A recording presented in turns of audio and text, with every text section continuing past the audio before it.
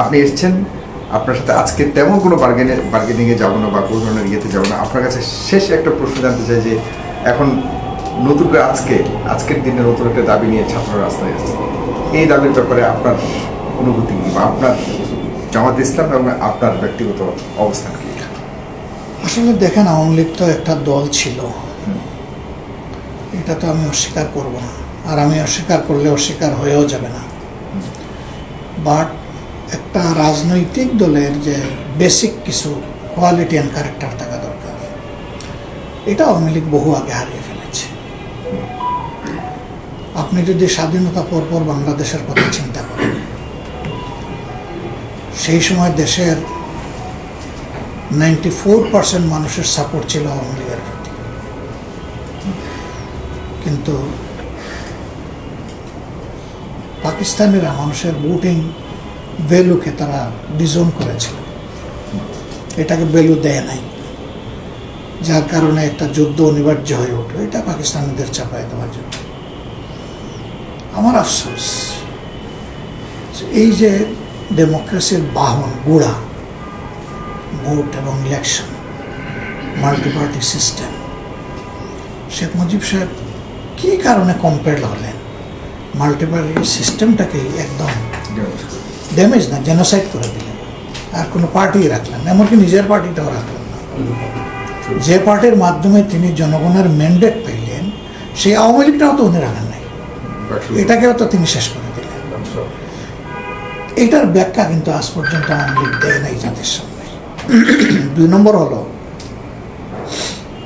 একটা দেশ স্বাধীন হয়েছে, এটা বোঝা যায় যে দেশে ল অ্যান্ড অর্ডার সিচুয়েশন বললেই এই কারেন্টের সুইচ টিপার মতো ঠিক হয়ে যাবে না, কিন্তু আস্তে আস্তে ঠিক হবে। বাট এমন একটা দেশে কেন আর একটা স্পেশাল বাহিনী গঠন করতে হবে, যাদেরকে আনলিমিটেড পাওয়ার এক্সারসাইজ করার সুযোগ দেওয়া হলো, রক্ষী বাহিনী?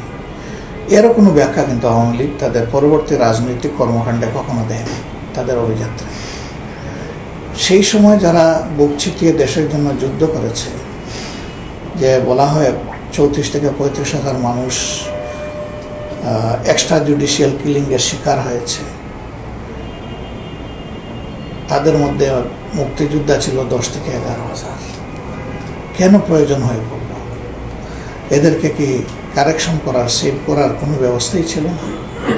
এবং যদি করতেই হয় কারো অপরাধের কারণে, একটা স্বাধীন দেশ তো, এটা কোনো যুদ্ধ অবস্থাও না, সেই দেশে তো একটা বিচার বিভাগ ছিল, সেই বিচার বিভাগ তো সরকারের অধীনেই ছিল, তো বিচারের মাধ্যমে তো একজনকে পানিশমেন্ট দেওয়া যেত, অথবা সে নির্দোষ প্রমাণিত হলে নির্দোষ হবে।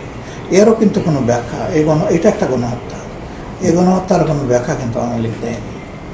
তারপরে তো তারা দীর্ঘদিন ক্ষমতায় ছিলেন না, তারা আসলেন 96-এ, 2001 পর্যন্ত 5 years 10 years তারা কভার করলেন। এই সময়টা এসেও বাংলাদেশকে তারা কিন্তু খুব স্থিতিশীল রাখতে পারেন নাই। বিভিন্ন জায়গায় তখন পত্রিকার পাতা জুড়েই থাকতো কাড়ি কাড়ি লাশের খবর, চুপ চুপ রক্তের খবর, এই বস্তার ভিতরে লাশ, ওই জঙ্গলের মধ্যে লাশ, ওই নদী নালায় লাশ, এরকম শুধু একটা বিভৎস চিত্র তখন হয়েছে। সেই সময়টা কেয়ারটেকার সরকারের অধীনে ইলেকশন হওয়ার কারণে তারা ক্ষমতায় এসেছে, আমরা ওই ইলেকশনকে রেসপেক্ট করি। এরপরে 2001-এ যখন ইলেকশন হলো, শেখ হাসিনা বঙ্গভবন কেন ছাড়তে চাইলেন না? তাকে চাপ দিয়ে কেন গণভবন ছাড়াইতে হলো? বঙ্গভবন না, গণভবন কেন ছাড়াইতে হলো? তিনি তখন বললেন আমি যাব কোথায়? তো জনগণের প্রশ্ন, পরে তিনি গেলেন কোথায়? যদি তার কোনো ঠিকানা নাই থাকবে তাহলে আগে তিনি বললেন কেন যে আমি যাব কোথায়? 2 নম্বর হলো যে ঢাকা শহরে যত লোক বসবাস করে তাদের সবার কি নিজস্ব ঠিকানা আছে? আমারও তো নাই এখন পর্যন্ত, তার থেকে আমি বসবাস করছি না। এরকম তো লাখ লাখ মানুষ এই শহরে আছে যারা ভাড়া বাড়িতে থাকে, আপনিও থাকবেন দরকার হলে যদি আপনার কোনো ঠিকানা না থাকে। আর আপনার তো ঠিকানা একটা আছে, 2টা আছে, মানুষ তো জানে। এটলিস্ট সুধাসদন ছিল, এটলিস্ট 32 নম্বর ছিল, এগুলো তো মানুষ জানে। ঠিক আছে, 32 নম্বর আপনি মিউজিয়াম বানাবেন, সুধাসদন তো আছে, তাহলে কেন আপনি বললেন যে আমি যাব কোথায়?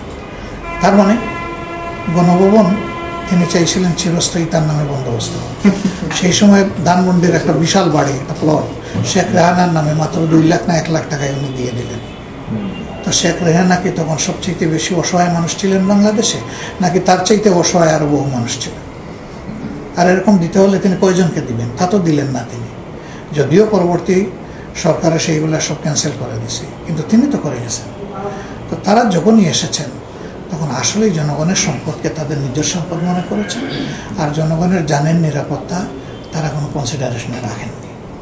তারপরে তারা আসলেন 8 সালে, যেভাবেই আসুন সেটাও জনগণ জানেন দিকে যাচ্ছি না। 9 সাল থেকে শুরু হয়ে গেল বিভিন্ন পর্যায়ের ক্র্যাকডাউন। অবশ্য আসার আগেও তো তারা একটা বড় ঘটনা ঘটিয়েছে। 6 সালের 28 অক্টোবর যেটা পল্টন মোড়ে হলো, সারা বাংলাদেশে 56 জন মানুষকে একদিনে খুন করা হলো। পল্টন মোড়ের ঘটনাটা ছিল সবচেয়ে হৃদয় বিদারক। মানুষগুলোকে জীবন্ত মেরে লাশ কাঁপছে, লাশ তার উপর উঠে তারা নাচানাচি করলেন স্পষ্ট দিবালোকে, অসংখ্য ক্যামেরার সামনে। তাদের বুক কাঁপলো না যে এতগুলা ক্যামেরা এই নৃশংস দৃশ্য ধারণ করছে। তারা কিন্তু এটাও পাত্তা দিলেন না। মামলা হলো, ক্ষমতায় এসে এটা তারা খারিজ করে দিলেন। তো তাদের তো আসলে খুনের রাজনীতি আমি বলবো করেন তারা। সেই 34,000 মানুষই বলেন, তাদের 1996-2001 বলেন, পরবর্তীতে 2009 থেকে 2024-এর 5ই আগস্ট পর্যন্ত বলেন, কি ঘটনাগুলোকে সিরিয়ালি দেখেন একটার পরে। এবং তারা মাল্টিপার্টি সিস্টেম তারা রাখবে না। এবার ক্ষমতায় আসার পরে তাদের একাধিক নেতা তারা পরিষ্কার বলেছে যে আমরা বাকশালের চেতনা অন্তরে ধারণ। বাকশালের চেতনা মানে কি? একদলীয় সরকার, এক নেতার সরকার। তখন স্লোগান, আমরা যারা একটু বয়স টয়স ছিল আমরা শুনেছি, এক নেতা এক দেশ, বঙ্গবন্ধু বাংলাদেশ। এর বাইরে আর কারো দেশও নাই, এই দেশের মালিকও আর কেউ না, বঙ্গবন্ধু একা মালিক। তো এটা তো হতে পারে। অথচ এটার নাম পিপুল রিপাবলিক অফ বাংলাদেশ তখন ছিল। তো রিপাবলিক অফ বাংলাদেশ যদি হয় তো পাবলিকের জায়গাটা কোথায় থাকলো যদি এক নেতার এক দেশ হবে? তো এই চেতনাই তারা বাস্তবায়ন করার পথে আগাচ্ছিলেন। তখন ঘোষণা দিয়ে কনস্টিটিউশনাল অ্যামেন্ডমেন্ট এনে, আর এবার ডিফেক্ট বাস্তবে এটা রূপায়ণ করে তারা চাইছিলেন। এটা ইলেকশনের কথা এখন যদি কেউ বলে, কেমনে বলে তারা, আমি বুঝি না। 3টা ইলেকশনের সুযোগ তারা পেয়েছিলেন। 14 সালে 154 আসনে কোনো কন্টেস্ট নেই। 18 সালে আসে রাতেই শেষ, আগের রাতে মিডনাইট ইলেকশন। আর 24 সালে এসে আমি আর ডামি, এখানে কোনো ক্যান্ডিডেট নাই। নিজের দল থেকে অনুমতি দিয়ে যে তোমরা এবার ইন্ডিপেন্ডেন্ট ক্যান্ডিডেট হইতে পারো, হাস্যস্কর ব্যাপার। দলের লিডার হেস হয়ে আবার ইন্ডিপেন্ডেন্ট ক্যান্ডিডেট, তা আবার নেত্রীর নির্দেশে। এইরকম একটা অবস্থায় তারা দেশটাকে নিয়ে গেলেন। সেই দল যারা এতগুলো মানুষ খুন করলো সিরিয়ালি, সেই 6 সালের 28 অক্টোবর থেকে শুরু করে পিলখানায় বিডিআর সদর দপ্তর থেকে 57 জন, টোটাল তো 74 জন, এই সব মিলাইয়া পরবর্তী পর্যায়ের যতগুলা হত্যা, এগুলাকে আপনি স্রেফ কোনো হত্যা হিসাবে কনসিডার করতে পারেন।